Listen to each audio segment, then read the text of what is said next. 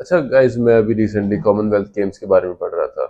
तो मैंने थोड़ा सा कोशिश करी जानने की कॉमनवेल्थ है क्या। तो फिर मुझे पता लगा कि Commonwealth is basically a group of those countries जो कभी ब्रिटिश राज के अंडर हुआ करती थी, जो कभी ब्रिटेन की कॉलोनीज हुआ करती थी। और ये जो कॉमनवेल्थ गेम्स एंड चैंपियनशिप होती है, ये उन्हीं देशों के बीच में होती है जो कभी ब्रिटिश राज के अंडर थे।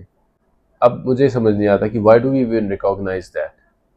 हम ये बैज अपने ऊपर लेकर क्यों चल रहे हैं कि हम कभी गुलाम थे, as if we are just waiting for our masters to become strong again, so that we can say, hey guys, we were waiting for you, we had conserved this commonwealth. मतलब आज की डेट में Britain की कोई औकात नहीं है कुछ भी चीज़ एक्सर्ट करने की जियो पॉलिटिकली, लेकिन we have maintain our commonwealth status because we still like to bow to the kingdom of Britain. I don't know इस तरह की चीज़ें आज की डेट में कैसे हो सकती हैं 2026 and we are still carrying the badge of being a commonwealth nation. India जो कि वर्ल्ड की थर्ड बिगेस्ट इकोनॉमी होने वाली है is carrying a Baij of Commonwealth nation. I think it's enough, काफ़ी दिन कर लिया। अगर आपको कुछ कंट्रीज हैं आपको पसंद है तो उनके साथ ही खेलना है तो कुछ और बना लो।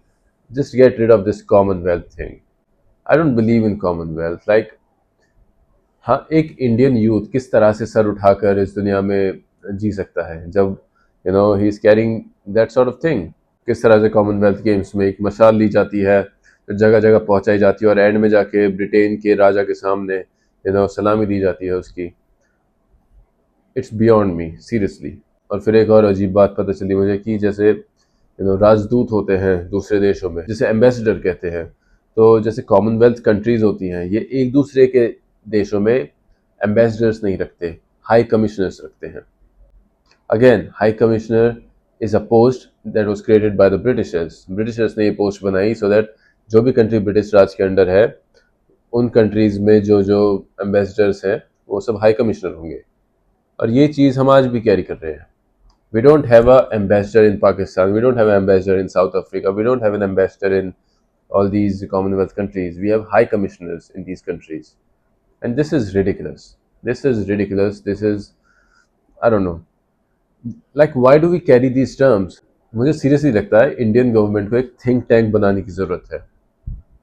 और उस थिंक टैंक का काम होना चाहिए कि जितने भी ये stupid laws, stupid badges, geopolitical scenarios में हम चीज़ें कर रहे हैं जो कि बायगॉन हो चुकी हैं, जो कि एक डिफरेंट एरा की थी, वो ख़त्म हो गया है। उन चीज़ों को हम रिफाइन करें, उनका नेम चेंजिंग करें, उनकी एक तरह से अगर ज़रूरत पड़े तो उन चीज़ों से निकल भी जाओ। आई थिंक इट्स टाइम कि इंडिया रीढ़ सीधी करके खड़ा हो सके, बैठ सके। और इक्वली हम अगर किसी टेबल पे बैठे हैं जहाँ पे एक अमेरिका है, ब्रिटेन है, चाइना है, we should be equal. Okay, enough of this thing कि we are inferior. No, we are not inferior. We are not inferior. Look at our efficiency. Look at us, Indians. Wherever we go, we create incredible stuff. And they hate us because they ain't us. So don't worry about all that. You should be, like, Indians should be, they should be filled with self-respect. और इसी चीज़ में first step should be to get rid of Commonwealth. India should just get rid of it. India should say, we'll see you guys in Olympics. That's it. Guys, आपका क्या मानना है इसके बारे में? Please let me know in the comments and I'll see you again.